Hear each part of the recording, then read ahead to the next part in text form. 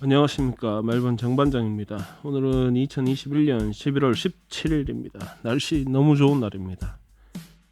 요즘은 뭐 그렇게 느껴지진 않는데 그래도 제한 사항이 있습니다. 뭐 이렇게 몇 명 모인다 안 된다 뭐 이런 거 있는데, 이번 주 한 목요일, 금요일, 토요일 정도 되면 12세 이상 접종 대상자 90% 2차 접종까지 다 마칠 것 같다고 합니다. 그러면 이제 예전에 발표됐던 빅토리아주 로드맵에서 하여튼 뭐 거의 다 풀려요. 거의 다 풀리고, 뭐 레스토랑 같은 경우에는 뭐 2평방미터당 한 명, 총 몇 명 뭐 이런 거 있었지 않습니까? 실내에서 그런 거 다 없어집니다. 손님 받고 싶은 만큼 받을 수 있고, 또 뭐 집에 손님 부를 때도 뭐 몇 명 뭐 백신 맞아라 마라 뭐 이런 게 있었는데 그런 제한도 일단 다 없어집니다. 지금 현재 이제 실외에서는 마스크를 벗어도 되죠. 실내에서는 써야 되는데 그것도 없어집니다. 실내에서도 마스크는 안 써도 됩니다. 근데 이제 뭐 병원이나 노인시설 이렇게 좀 취약한 데 있죠. 그런 데에서는 마스크를 계속 써야 됩니다. 제가 일하는 대중교통 버스 안에서도 계속 써야 됩니다. 알고 보면 버스 기사는 의료진도 아닌데 하여튼 마스크는 주구장창 계속 쓰고 있는 것 같습니다. 뭐 어쩔 수 없죠. 네. 이제 연말이 되면 이제 사람들 모일 일이 많은데 뭐 그나마 시기에 맞게 다 풀리는 것 같아서 한편 기분은 좋습니다. 문제는 이제 백신을 안 맞은 사람들, 그러니까 이제 12세 이상 기준으로 하면 10% 되는 사람들이 문제인데, 대부분 직장에서 이제 백신을 접종을 하지 않으면 뭐 일자리를 잃게 될 상황일 뿐더러 그 24일인가 이후부터는 이제 그 필수품 있죠, 약국이나 뭐 슈퍼마켓, 요거 빼고 쇼핑도 이제 못 가게 됩니다. 하여튼 뭐 다들 백신 맞아라 라고 지금 강압적으로 정부에서 요구를 하고 있는 상황입니다. 뉴사우스웨일즈주 같은 경우는 좀 다르죠. 이제 뭐 집단 면역이 됐다고 판단하면 나머지 뭐 백신을 좀 안 맞아도 그냥 봐주는 걸로 그렇게 하는데, 하여튼 빅토리아주는 많이 다릅니다.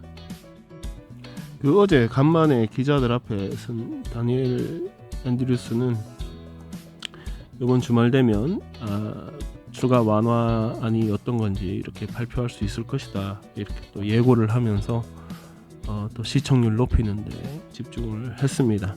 제가 봐서는 아마 금요일 그 정도 하지 않겠나 뭐 그렇게 생각합니다. 제가 금요일이라고 이렇게 예상을 하는 이유는 그 팬데믹 법 있잖아요. 요게 이제 내일 저녁이나 뭐 되면 아마 표결에 들어갈 것 같습니다. 그러니까 이제 금요일 오전에 되면 이제 언론에 막 나올 텐데, 그때 혹시나 이제 반대 여론이 있다면 좀 이렇게 무마용어로도 쓸 수 있으니까 뭐 그때 좀 하지 않을까,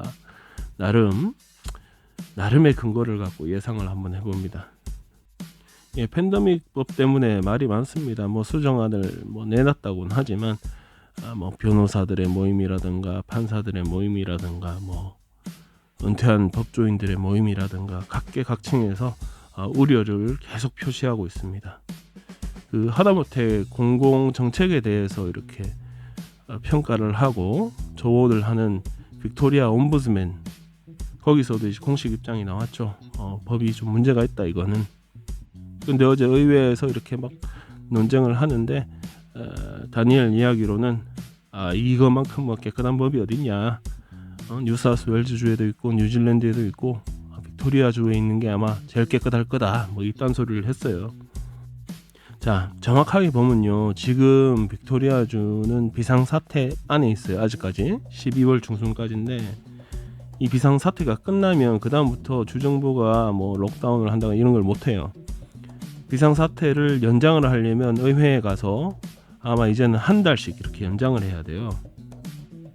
그런데 제가 저번에도 얘기했지만 이 팬데믹 법에 따르면 브렛 서튼, 그러니까 이제 최고 보건 책임자 말고 주 총리가, 다니엘이 오늘부터 팬데믹입니다 이러면 석 달 동안 팬데믹 가는 거예요.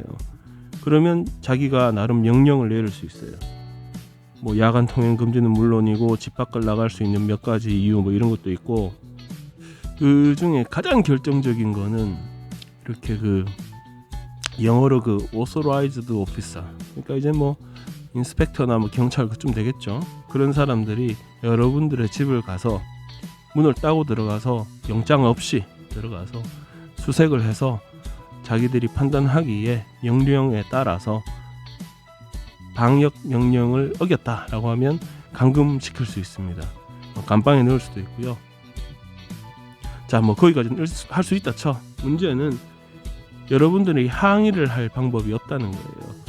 뭐 재판을 갈 수도 없고요. 뭐 그런 거 하여튼 명목 없이 그냥 가둘 수 있다는 거예요.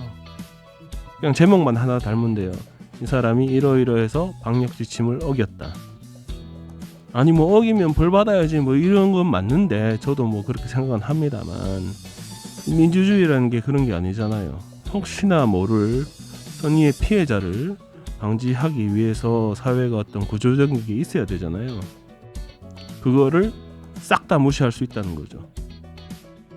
여러분들 그래도 뭐 요즘 같은 세상에 설마 그렇게까지 하겠냐 뭐 이렇게 생각할 수 있어요. 저도 한편 또 그렇게 생각은 하는데, 또 반대로 생각해보면 다니엘 얘가 갑자기 뭐 눈이 돌아가가지고 해버렸다 쳐요. 방법이 없어요. 그 다음부터는 만약에 누가 뭐 제야에서 뭐 이렇게 사람들의 어떤 멘토가 되어주는 분이 말 한마디 했다가 저거 뭐 선동해서 방역을 방해했다, 가둬라, 이건 가둬지는 거예요. 빠져나갈 방법 없어. 뭐 그거 풀어달라고 시위를 해? 방역법 위반으로 또 다 잡아가는 거예요. 그러진 않겠죠, 그죠? 그러진 않는데, 중요한 거는 왜 지금 이 법을 만들려고 하는 거냐고. 12월 15일인가 14일인가 비상사태가 끝나면 정지가 이제 필요하다고 생각하면 또 의학계 조언이나 뭐 인권 뭐 이런 거 다 감안해서 다시 정식으로 접수해가지고 한 달 연장하면 되잖아요. 지금 확진자 숫자가 계속 늘어나니까 우리 한 달 연장합시다 이러면 되잖아. 왜 이 법을 꼭 이때 만들어야 되냐고. 나는 이게 이해가 안 가는 거죠. 하여튼 그건 그렇고, 스포츠계 쪽입니다. 여러분들도 아시겠지만 빅토리아주는 AFL, 뉴사우스웨일즈주하고 퀸슬랜드주는 NRL, 내셔널 럭비 리그죠. 멜번에서 하는 풋볼은 이렇게 오발 형태, 타원 형태의 경기장에서 하고, 럭비 리그 같은 경우는 직사각형의 경기장에서 경기를 합니다. 공이 뭐 비슷하게 생겼는데 다른 공입니다. 자세히 보면 다른데, 하여튼 AFL에서는 백신을 안 맞으면 다음 시즌 뛸 생각을 하지 마라라는 게 공식 입장이에요.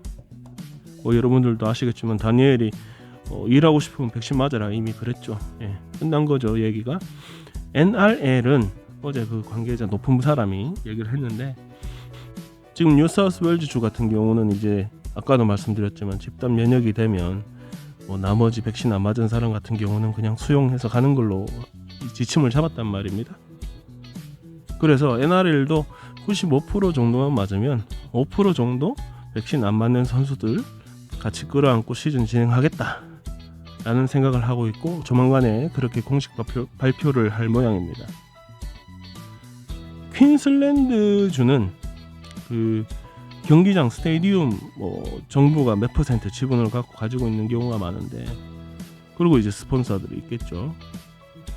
백신을 안 맞은 운동 선수들은 그런 스테디움에서 경기를 하면 안 된다.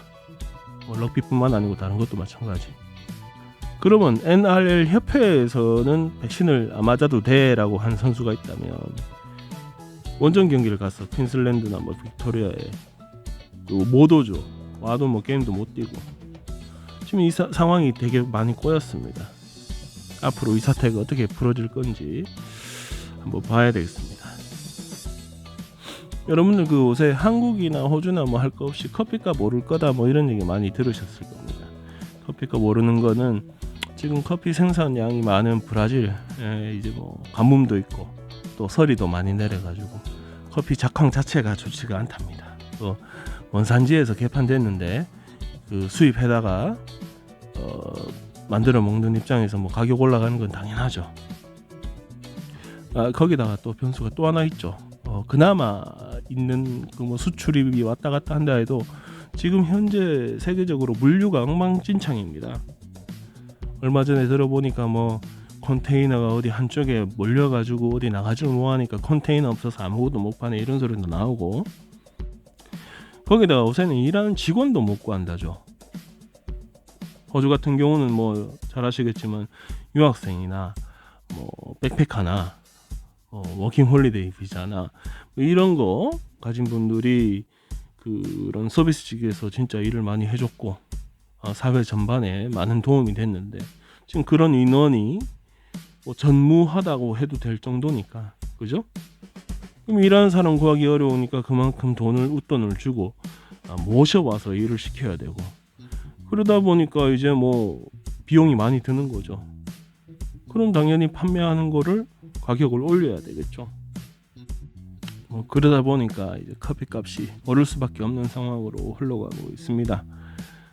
지금 이제 볼 화면을 보면, 잠깐 화면을 봐주시면 여기 이제 스타벅스 커피 인덱스 뭐 이런 건데, 그 전 세계에 있는 스타벅스 가격에 요거 비교를 한 거예요. 덴마크가 1등 8불 81센트, 스위스랜드가 8불 64, 핀란드가 7불 85.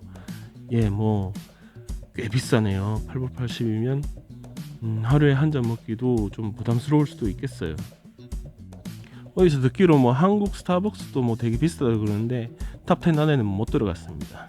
한국 이렇게 내려보면 좀 어디 있었는데, 예, 32위. 서울 기준으로 호주 달러로 환산하면 5불 64센트 정도. 뭐 너무 비싸다고 말하기는 그렇고 중국보다는 싸네요. 호주는 더 내려가가지고 52위, 4불 50. 그 멜번은 스타벅스의 무덤이라고 하죠. 동네 커피들이 워낙 강하니까 스타벅스가 야심차게 들어왔다가 쫄딱 망해서 나간 그런 곳이기도 하죠. 예, 멜번의 커피 사랑 대단합니다. 저는 뭐 그냥 세븐일레븐에서 달러 커피 마시